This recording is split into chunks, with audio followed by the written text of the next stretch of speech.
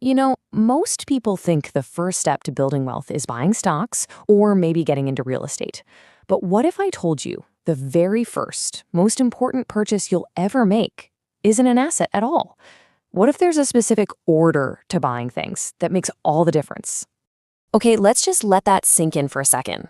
This one idea is pretty much the foundation for everything we're about to talk about.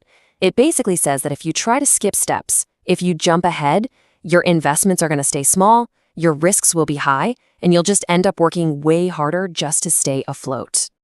So what is this huge mistake that so many of us make? Let's break down the trap that almost everyone falls into right at the very beginning of their wealth-building journey. This, right here, is the big one. We hear that investing is how you get rich. So what do? We immediately jump into stocks or crypto or real estate. But here's the honest truth. Investing doesn't create wealth, it just multiplies it. And if you don't have much to multiply in the first place, well, the results can be pretty underwhelming. Let's run a super simple example. Let's say you've worked really hard, you've saved up $1,000. You find a great investment, a solid 10% annual return. Now, after a full year, what does that actually get you? $100. $100 for an entire year of having your money tied up and at risk. See, this shows the problem perfectly. The investment isn't the problem. The starting number is just too small to make any real difference in your life. And there's a name for this. It's the small numbers trap. You end up stuck trying to build this portfolio with tiny little contributions while you're also trying to pay rent and, live your life. The portfolio can't grow because it's starving. It's not being fed by a significant cash surplus.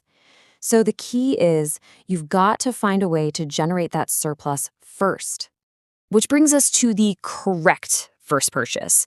And it's not an asset that shows up on a spreadsheet. No, the very first thing you need to buy is your own time. So what does that even mean by time? Well, it means using your money strategically to just get rid of all the little things that drain your focus and your energy. You're literally trading a few dollars for focused, uninterrupted hours. Hours that you can then reinvest into building something much, much bigger. And you can see how simple this can be. Things we often think of as luxuries, like a meal prep service or getting your groceries delivered, are actually strategic investments. I mean, even just unsubscribing from distracting apps is a way to buy back your attention. These aren't just expenses, they are tactical purchases of the one resource you can never get more of. So here's a little test for you. Can you, right now, consistently find 10 to 15 hours every single week to focus on building your future? If the answer is no, then your problem isn't your investment strategy. Your problem is you don't have enough time. All right. So you've bought back some time, you've carved out those precious hours. Now what do you do with them? Well, that brings us to the next two critical purchases, a high-income skill and the access to actually use it. A high-income skill is your lever. It's the tool you use to create that surplus we were talking about. And this isn't about working more hours. It's about making each hour you work way more valuable.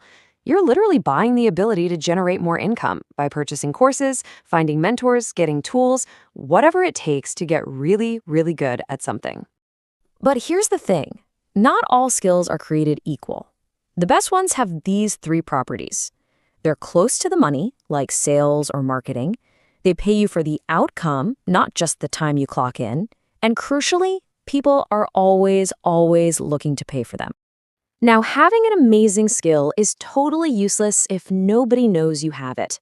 And that's where purchase number 3, distribution, comes in.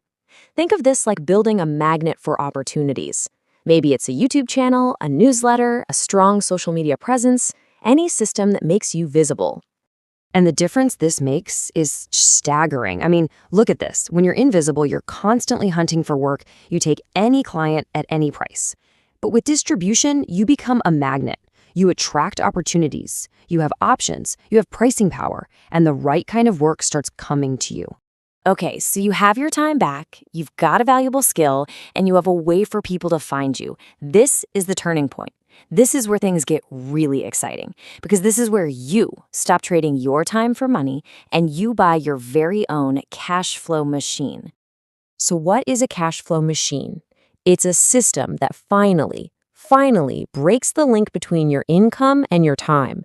You build it once, and it just keeps producing money, getting a little stronger every month.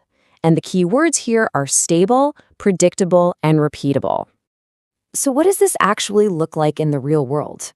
Well, it could be something like a productized service, where you offer a specific marketing package. Or it could be a small agency with clients on monthly retainers. Or maybe it's a digital product or a simple software tool. Honestly, the exact model matters less than the principle: creating predictable income.